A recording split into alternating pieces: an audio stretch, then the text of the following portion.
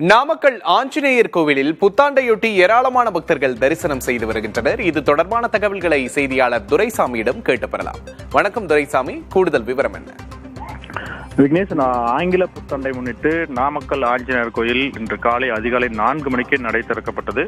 அதனைத் தொடர்ந்து ஆஞ்சநேயர் சுவாமிக்கு வடமாலை சாத்துப்படி நடைபெற்று பின்னர் நல்லெண்ணெய், சீரகாய், பால், தயிர், பஞ்சாமிர்தம், மஞ்சள் உள்ளிட்ட நறுமண பொருட்களை கொண்டு ஆஞ்சநேயருக்கு சிறப்பு அபிஷேகம் நடைபெற்றது. அதனைத் தொடர்ந்து 3 டன் மலர்களை கொண்டு ஆஞ்சநேயருக்கு புஷ்பாஞ்சலி நிகழ்ச்சி நடைபெற்றது.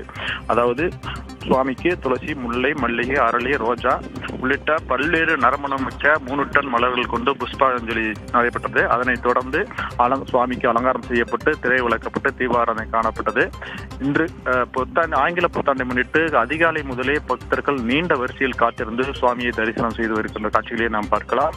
இன்று விடுமுறை தினம் என்பதால் கூட்டம் அதிக அளவே காணப்படுகிறது. ஆஞ்சநேயர் கோயில் நாமக்கல் மட்டுமல்லாமல் ஈரோடு, கரூர் மற்றும் வெளிமாநிலங்களை சேர்ந்த பக்தர்களும் ஏராளமானோர் தொடர்ந்து ஆஞ்சநேயரை தரிசனம் செய்து வருகிறார்கள். விக்னேஷ், கூடுதல் விவரங்களுக்கு நன்றி துரைசாமி. ஆங்கில புத்தாண்டையொட்டி திருவண்ணாமலை அண்ணாமலையார் கோவிலில் பல்லாயிரக்கணக்கான பக்தர்கள் குவிந்திருக்கிறார்கள். அந்த காட்சிகளை தற்போது பார்க்கலாம்.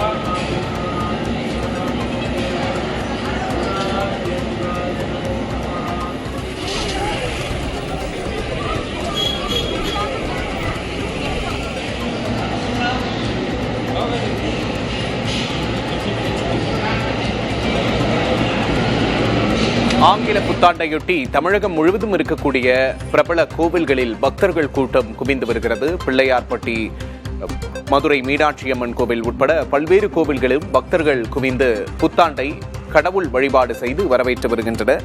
அந்த வகையில் திருவண்ணாமலை அண்ணாமலையார் கோவிலிலும் புத்தாண்டு கொண்டாட்டங்கள் தொடங்கியுள்ளன. பக்தர்கள் நீண்ட வரிசையில் காத்திருந்து அண்ணாமலையாரை தரிசிக்கும் காட்சிகளை பார்க்கிறோம். பஞ்சபூத ஸ்தலங்களில் ஒன்றான அக்னி ஸ்தலமாக திருவண்ணாமலை அண்ணாமலையார் கோவில் திகழ்கிறது. இங்கு சிவன் ஜோதி வடிவில் காட்சி கொடுப்பதாக வரலாறு கூறுகிறது. அந்த திருவண்ணாமலை ஸ்தலத்தில் தற்போது பக்தர்கள் குவிந்திருக்கக்கூடிய காட்சிகளை தற்போது பார்த்து கொண்டிருக்கிறோம்.